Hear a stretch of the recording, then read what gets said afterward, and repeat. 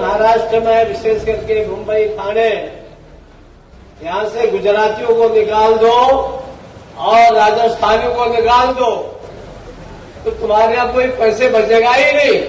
महाराष्ट्र के राज्यपाल भगत सिंह कोश्यारी ने शुक्रवार को एक प्रोग्राम के दौरान ये कह दिया कि अगर महाराष्ट्र में खास तौर से मुंबई और ठाणे से अगर गुजरातियों और राजस्थानियों को निकाल दिया जाए तो वहाँ पैसा ही नहीं बचेगा और ये आर्थिक राजधानी कहलाएगी ही नहीं।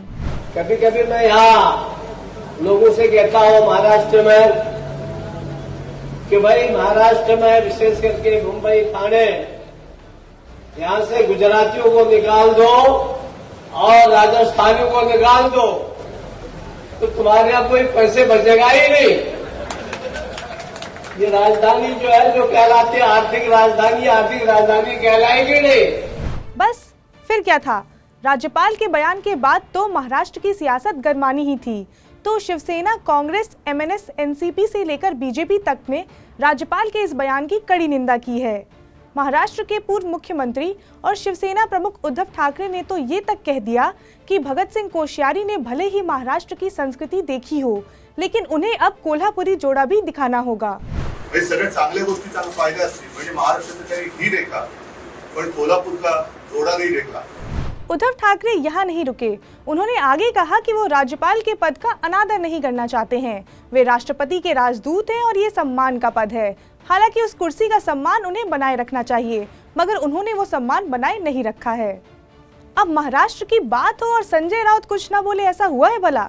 तो बस राज्यपाल के बयान के बाद शिवसेना सांसद संजय राउत ने ट्वीट करते हुए लिखा कि जैसे ही महाराष्ट्र में बीजेपी के समर्थन से मुख्यमंत्री बने हैं, तब से मराठी लोगों का अपमान जो है वो शुरू हो गया है। उन्होंने इस बयान को मेहनती मराठी लोगों का अपमान बताया है। तो वहीं कांग्रेस नेता और सांसद जयराम रमेश ने राज्यपाल के बयान की आलोचना करते हुए कहा कि इनका नाम कोश्यारी जरूर है, लेकिन एक राज्यपाल के तौर पर वो जो बोलते हैं और जो करते हैं उसमें थोड़ी सी भी होशियारी नहीं होती है। शायद ऐसा पहली बार हुआ होगा जब महाराष्ट्र में शिवसेना, कांग्रेस, एमएनएस, एनसीपी और बीजेपी किसी बात को लेकर एक साथ खड़े हों।